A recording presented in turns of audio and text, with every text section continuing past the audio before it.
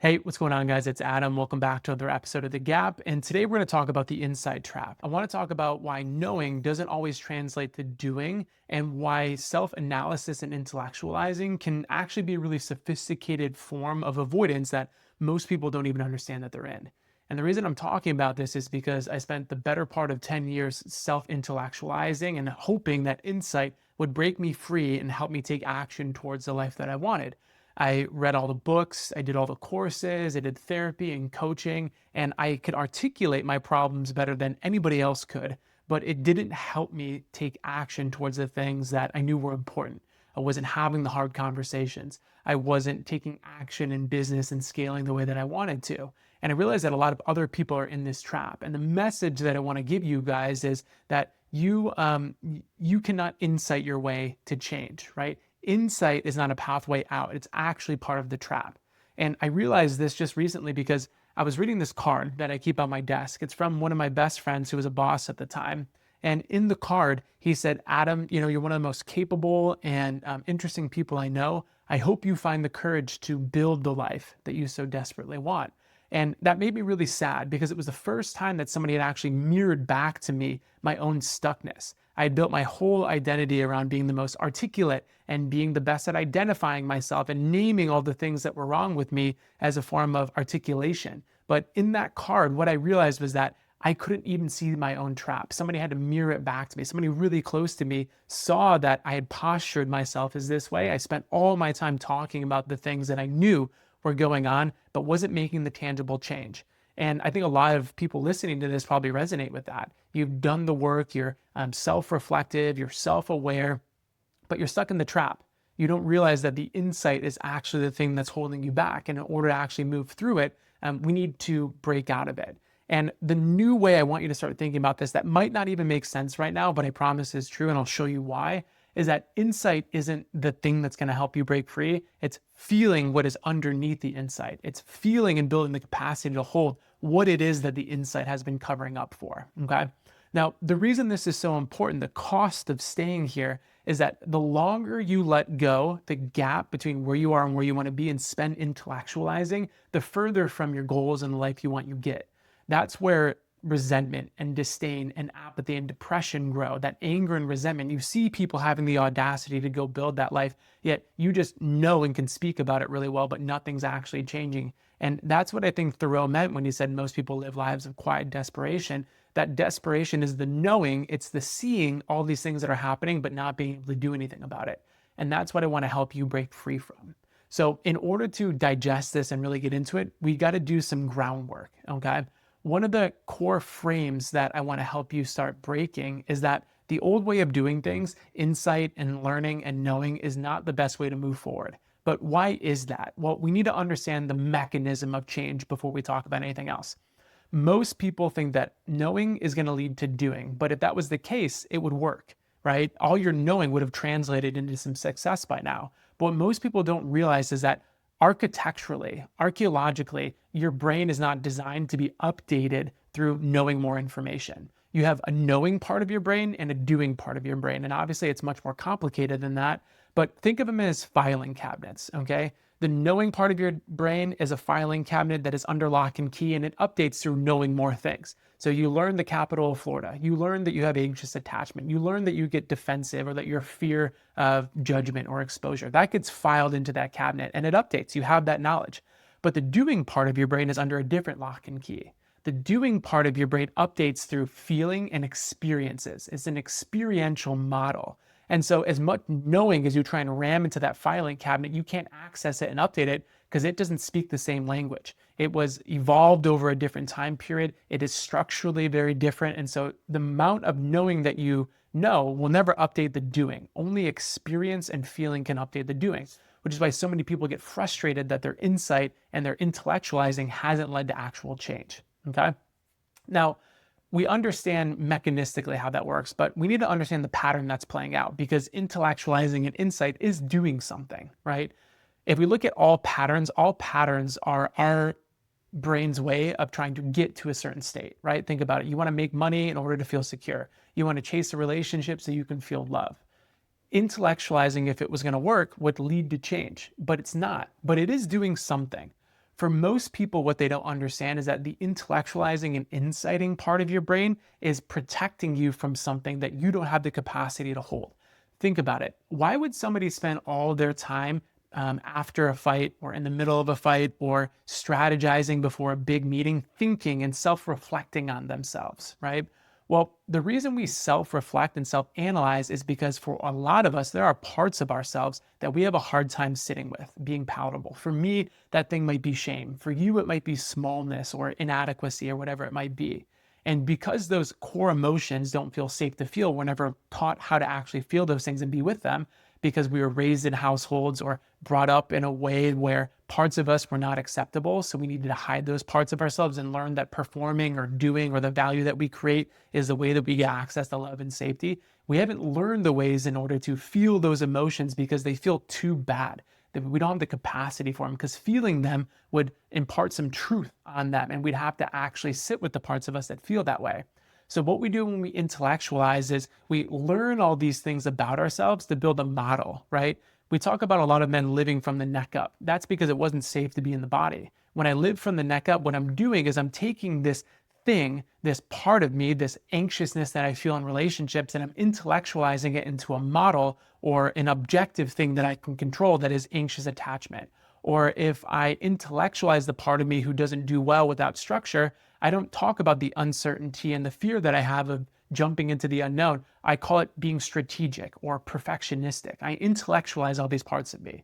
And what that does is a couple different things. It moves us farther away from the core emotion that we feel, right? So you can imagine the heat of an argument or right before you're about to launch something in your business, you intellectualize yourself. You think about all those things and you label them. What that does is that distances you from the emotions that you're about to feel, right? So that is really helpful.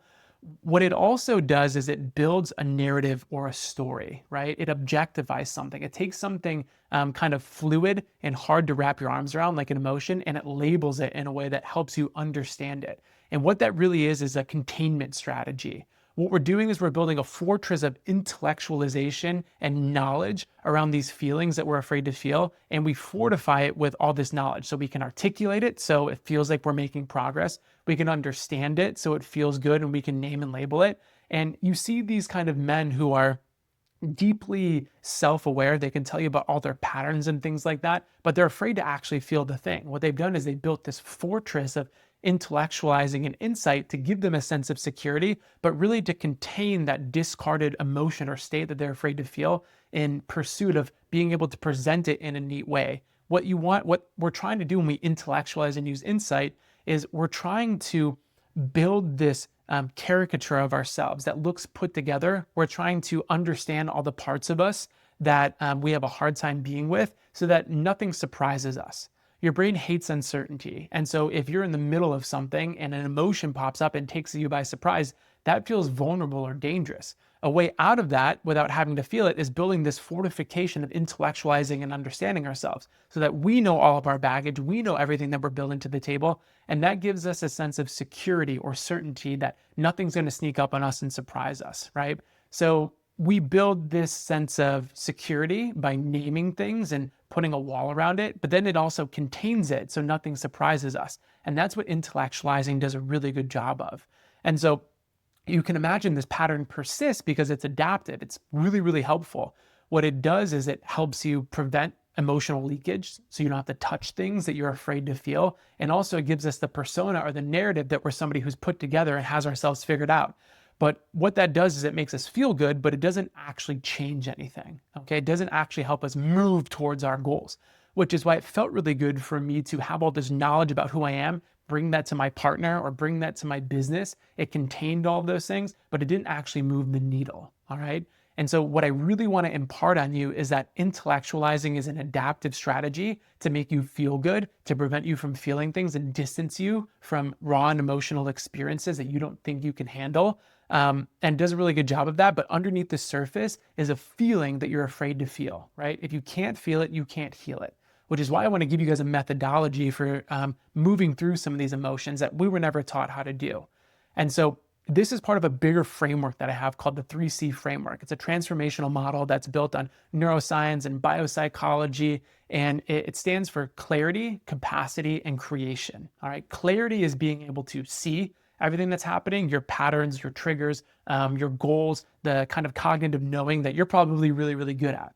The capacity function is learning how to be with things, learning how to be in the fire without being overwhelmed by them, learning how to be with emotions without being hijacked by them. It's a difference between reacting and responding, which is really helpful for overcoming powerful emotions. And then the third phase of that is creation, right? Creation is actually taking the tangible steps. It's the productivity, it's the momentum that you build towards the goals. And so when you combine all those things together, it creates a really succinct framework to move through personal transformation. Now, there's a pattern assessment that I've linked in wherever you're watching this or listening to this that you should go take.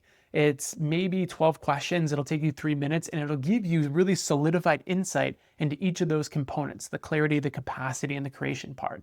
Now, because that's a bigger model, I just want to focus on the capacity part because intellectualizing and insight is really rooted in a lack of capacity.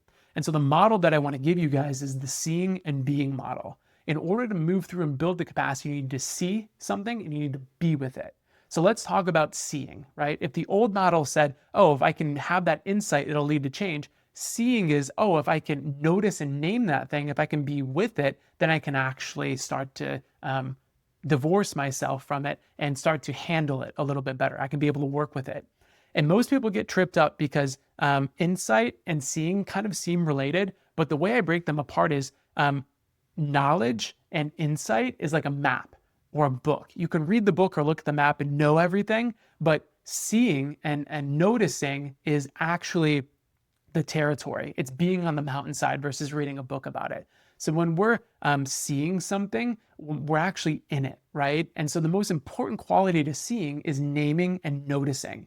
There's a lot of research that just naming something as you notice it builds psychological distance and diffusion from the thing. So you're less fused with it and more detached, more objective so you can work with it. It's not about avoiding the experience, but it's getting a different vantage point. It's a different posture that allows you to be able to notice it. And what that does is psychologically and neuroscientifically, what that does is it helps downregulate some of the emotional response that you might be having in the moment. So what this looks like in practice is whenever you notice yourself intellectualizing or reaching for insight, you're preparing for something and you're trying to dissect parts of yourself, or you're in the middle of an argument or reflecting on an argument or an altercation, and you're trying to digest what it means about you and who I am, just notice that that's happening, see it, right? And name it. So what I like to do is first thing you're going to notice is in the body. Oh, okay. I notice a part of me that feels really activated and anxious right now, right? And I notice a part of me that really wants to dive into a course right now or do a bunch of research on why I'm like this or try and talk to Claude or ChatGPT about why I'm doing this, right? There's that desire to go deeper. Just notice and name that, okay? So I notice something's happening in my body and I can name that part, right? I can name that part that wants to intellectualize or reach for insight, right? Because what we're doing in that moment, back to the pattern, is we're trying to build psychological distance from that overwhelming emotion or that thing about us, that shame that we feel about who we are, why we did what we did, or that uncomfortable emotion of doing something that might expose parts of us. We're trying to build distance from that by fortifying it with knowledge. We don't want to do that. We want to start being with the experience by noticing it and naming it, okay? Now, the second portion of that is being with it, okay? And being with it is more of an experience than something I can articulate. It's going to happen over time. But what being with something is being with a grieving friend, right? It's like being with somebody, it's witnessing something without having to do something about it. Most of us, when we interact parts of ourselves or emotions that we don't want to feel, we try really hard to get away from it by intellectualizing it and inciting it away or being busy and doing something about it. If you have a hard time with your partner's emotions, you might be stuck in this trap where you feel like you need to fix it all the time. Being is not fixing. Being is just witnessing and being supportive of it without having it to go anywhere. It's what the ACT, Acceptance and Commitment Therapy founder Stephen Hayes says. What does he call it? He calls it accepting, right? The willingness to accept something. So when we talk about being, what we want to start doing is as we've gained psychological distance through naming and noticing, we want to learn being with that thing by just witnessing and orienting towards it with curiosity and compassion. So what that looks like in real time is, okay, I've noticed the part of me that wants to intellectualize or look for more information, and I can name that part. And now I want to practice being with it and being curious towards it. Maybe you want to ask it some questions, right? what's going on here, right? What are you worried about? Oh, okay, you're worried that if you don't name this thing or know more about it, you're worried that somebody's going to see it, or you're worried that somebody's going to see this inadequacy or this ineptness inside of you and use that against you. Yeah, that makes a lot of sense, right? So we're practicing being with it and being curious with it. And then we want to be compassionate towards it, right? Just like a grieving friend. Yeah, I can imagine that that feels like a lot right now. Yeah, I can imagine, I can totally see where you're coming from. What we're doing in this stage is we're learning to relate to this part of us who is afraid, this emotion that we don't know how to handle. And instead of pushing it away, we're learning to let it be. And what happens when we let things be is that we actually reduce the amount of friction that we have with that thing. And with less friction, we give it the opportunity to grow. And the more capacity you build to be with it, the less of a grip it has on you, the less fusion you have with it. Because just like with a friend who's grieving, you're not emotionally invested in it. But when it's happening inside you, you have all these stories and narratives. What we want to do is we want to try and detach from those things by just witnessing it and allowing it to be. And what that looks like in practice is getting curious and compassionate with it. Okay. So you can see overall how insight and intellectualizing, how wanting to know more about yourself is a very deeply intellectual way of avoiding things. And what we're trying to avoid by intellectualizing is the emotional blow of certain situations and also forming a containment strategy around ourselves that prevent us from being exposed. If we can see it before anybody else does, we can anticipate it, and it gives us some certainty and minimizes that unpredictability, right? The things I want you to take away is insight is part of the trap. It's not a solution to it. The only way you can move through this trap is by feeling and experiencing, not by knowing more. So if this has been helpful for you, I want you guys to check out the pattern assessment that I have linked. Take it. It's just a couple minutes. It'll really blow some seeing and noticing into your life so you can wrap your arms around this. And yeah, I hope that's helpful. And I look forward to talking to you guys on the next episode.